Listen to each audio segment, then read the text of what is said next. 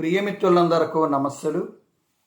ఈరోజు జామీ సుబోధలో మనిషి నైజాన్ని, మనిషి యొక్క వ్యక్తిత్వాన్ని, మనిషి ఎలా ఏ సమయంలో ఎలా బ్రతుకుతాడన్న విషయాన్ని ఇక్కడ మనం చెప్పుకుందాం. అసలు మనిషి అంటేనే స్వార్థం. స్వార్థానికి అంటే మనిషికి పర్యాయ పదం స్వార్థం అయింది. అంటే మనిషి అలా ఆలోచిస్తున్నాడు. మనం పుట్టినప్పుడు ఏమీ తీసుకురాలేదు, వెళ్ళిపోయినప్పుడు ఏమీ పట్టుకెళ్ళాం. అయినప్పుడు కూడా స్వార్థంతోనే ప్రయత్నం చేస్తూనే ఉంటాం మనం.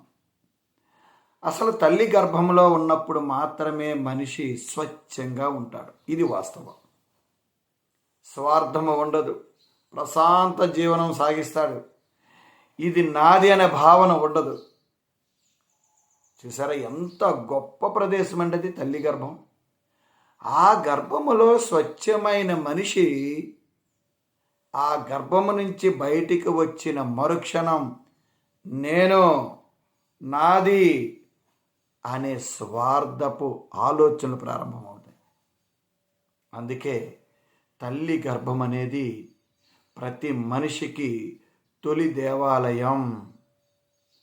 అలాంటి పవిత్రమైన దేవాలయం, అలాంటి స్వచ్ఛమైన దేవాలయం ఈ భూప్రపంచంలోనే లేదని చెప్పచ్చు. ఎందుకంటే దేవాలయాల్లో కూడా స్వార్థం ఉంది. ఇలా ప్రతి చోట స్వార్థం స్వార్థం స్వార్థం, నాది, అహం, నేను అనే భావన మనిషిని చిత్రవద చేస్తుంది. ఈ విషయాన్ని గ్రహించరు. ఎప్పుడైతే మనిషి భూమి మీద పడతాడో అక్కడి నుంచి వాడిలో ప్రతి వస్తువుని పరిశీలన చేస్తూ ఉంటాడు. పరిశీలన చేస్తూ ఇది నాదైతే బాగుంటుంది కదా, ఇది నాకే చెందాలి, నేను మాత్రమే అనుభవించాలి అనే ఒక స్వార్థపు ఆలోచన ఆ బయటికి వచ్చిన మరుక్షణం మొదలవుతుంది. అందుకే శిశువు కూడా తన వారిని చూడగానే నవ్వుతూ ఉంటాడు. బయట వారిని చూసేటప్పుడు కొంచెం ఆ చూపుల్లో తేడా కనబడుతుంది. అంటే భూమి మీద పడిన వెంటనే స్వార్థం, వీరు నా వారు, వారు నాకు కాదు. స్వార్థం అక్కడే ప్రారంభమైంది. అలా ఎదుగుతున్న కొలది పరిసరాలను, ఆ పరిసర ప్రాంతంలో ఉన్న వ్యక్తులను చూసిన తర్వాత స్వార్థం అనే విత్తనం ఒక మహావృక్షంగా మారిపోతుంది. దాన్ని నరకడం ఎవరి వల్ల కాదు, భగవంతుడి వల్ల మాత్రమే జరుగుతుంది. అదే మన మరణం. చూసారా, ఆ స్వార్థాన్ని ఎవరైతే విడిచిపెడతారో, కోరికల్ని ఎవరైతే నియంత్రించుకుంటారో, సద్భావన ఎవరైతే పెంచి పోషించుకుంటారో, పరోపకారం చేయాలని బుద్ధి ఎవరికి ఉంటుందో వారు మాత్రమే నిజమైన మహాపురుషులుగా ఈ భూమి మీద బ్రతుకుతూ ఉంటారు. వారు చాలా తక్కువ మంది ఉంటారు. వారినే మనం ఆదర్శంగా తీసుకోవడానికి ప్రయత్నం చేయాలి. వారు చెప్పినటువంటి ప్రవచనాలు కానీ, వారు చెప్పినటువంటి ముఖ్యమైన విషయాలు కానీ, వారి యొక్క జీవితాలని మనం పరిశీలన చేయడం కానీ చేస్తూ ఉంటాం. కానీ ఆచరణలోకి వచ్చేటప్పటికి వాటిని సరిగా మనం ఉపయోగించుకోం.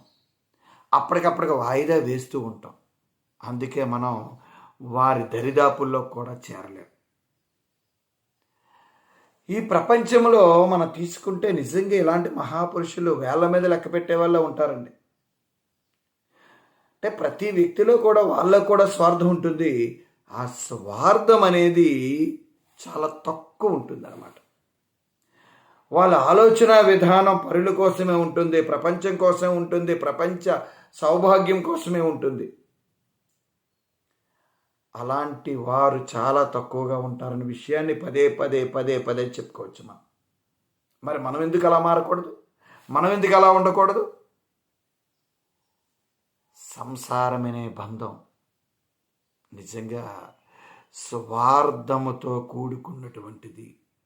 ఎప్పుడైతే మనిషి సంసారం అనే బంధం ఆ చట్రంలో ఇరుక్కుపోతాడో తండ్రి, తల్లి, అక్క, చెల్లి, భార్య, పిల్లలు అనే భావన ప్రారంభమవుతుంది. ఆ భావనతో ఒక వసుదైక కుటుంబాన్ని, ఒక మంచి కుటుంబాన్ని ఏర్పాటు చేసుకోవడం మంచిదే. కానీ వసుదైక కుటుంబాన్ని అంటే ప్రపంచాన్ని ఒక కుటుంబంగా ఆలోచించడం అనేది చాలామందికి రాదు అసలు.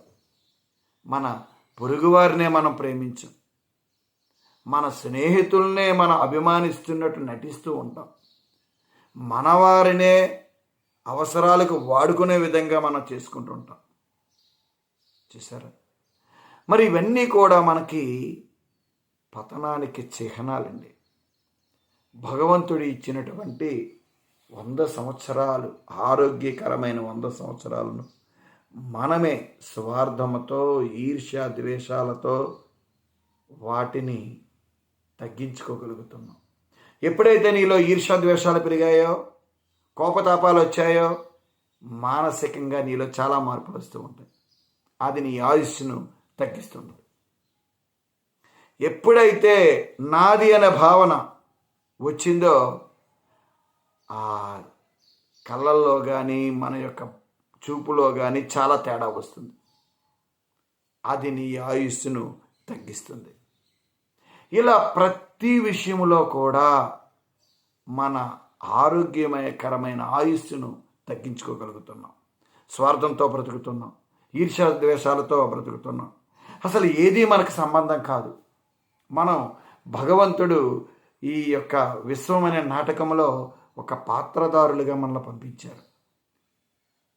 మనం ఆ స్వార్థాన్ని విడిచిపెట్టి నిస్వార్థముతో అందరితో స్నేహపూర్వకంగా అనుబంధాలు, ఆప్యాయతలతో మనం బ్రతికితే నిజంగా మన యొక్క జీవితం సార్థకం అవుతుంది. చూసారా? ఇది అందరికీ తెలిసిన విషయమే. నేనే ప్రత్యేకంగా దీన్ని తెలియని విషయంగా చెప్పట్లేదు మీకు. మనందరికీ తెలిసిన విషయమే, కానీ గ్రహించడంలోనే ఉంటుంది. అందుకే చాలా వరకు మనలో ఉన్న కోపతాపాలను, ఈర్ష్య ద్వేషాలను, శత్రుత్వాలను, ఈ అరిషడ్ వర్గాలను మనం విడిచిపెట్టగలిగితే ఖచ్చితంగా మనం కూడా ఆ మహనీయుల చెంత వరకు వెళ్ళే అవకాశాలు ఉంటాయి. మరి అలా నా స్నేహితులు కానీ, బంధువులు కానీ, సహచరులు కానీ, సన్నిహితులు కానీ, నా విద్యార్థులు కానీ అందరూ కూడా స్వార్థాన్ని విడిచిపెట్టండి. నేను ప్రయత్నం చేస్తున్నాను. నిస్వార్థంగా బ్రతకండి. అవసరానికి ఉపయోగపడే విధంగా పరోపకాభివృద్ధి కలిగి ఉండండి. పొరుగువారిని ప్రేమించండి. శత్రుత్వాన్ని విడనాడండి. నిజంగా అవతల వ్యక్తి చాలా దారుణమైన విషయాలు చేశారు, కానీ వారితో మిత్రత్వం లేకపోయినా శత్రుత్వం వద్దు. వారితో మనం అనుబంధాలు లేకపోయినా వారిని ఏదో చెయ్యాలనే ఆ కుంచెల స్వభావం, కుటిల స్వభావం ఎట్టి పరిస్థితిలో ఉండకూడదు. అంత భయంకరమైన వ్యక్తులను కూడా మనం క్షమించి విడిచిపెట్టాలి. ఇలా నేను నా జీవితంలో ఎందరో అలాంటి వ్యక్తులు తారసిల్లారు, ఇప్పటికీ ఉన్నారు. వారిని నేను క్షమించే నా విధి విధానాలు చేసుకుంటున్నాను. కాబట్టి ప్రియమిత్రులారా, శ్రేయోభిలాషులారా, తల్లిదండ్రులారా, అందరూ మనలో మనం ప్రేమించుకుందాం. మన పొరుగు వారిని, మన స్నేహితుల్ని అందరినీ కూడా నిస్వార్థంగా ప్రేమిద్దాం. ఆనందంగా జీవిద్దాం. ఈర్ష్య ద్వేషాల నుంచి బయటికి పంపించేద్దాం. ఈ ద్వేషాలని విడిచిపెడదాం.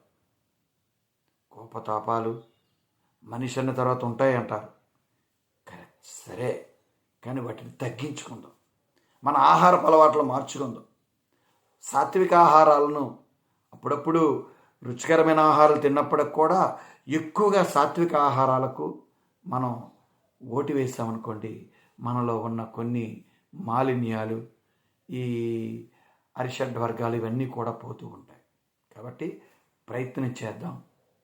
అందరం కూడా కలసమెలిసి ఒక మంచి స్నేహభావంతో బ్రతుకుదాం.